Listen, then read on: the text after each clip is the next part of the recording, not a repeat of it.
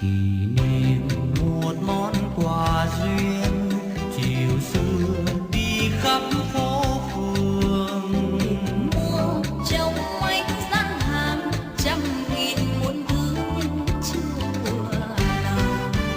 gặp nhau tìm kiếm làm sao một cho những muốn bao điều Mong ghi nhớ ban đầu ghi tình em ấm cho duyên bền lâu. anh tặng em một màu khăn liễu mềm dịu dàng Để bàn tay thắm lệ em mừng khi tình yêu đến. anh tặng em một màu hoa trắng ngần mịn màng Để nhìn nắng ngổn ngang nhẹ nhàng giữa trên cành hoa.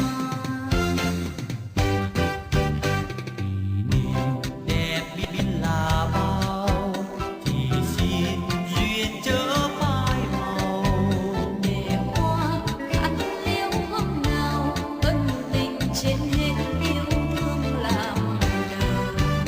kỷ niệm một chút làm tin rồi đây duyên đã vuông tròn Em hoa cưới tay cầm hoa cài trên áo theo hoa bạch khắp.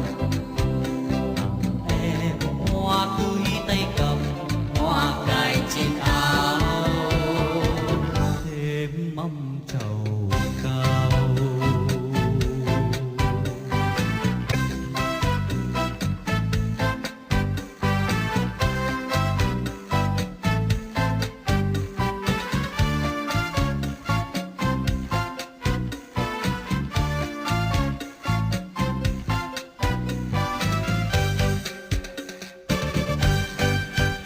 Kỷ niệm một món quà duyên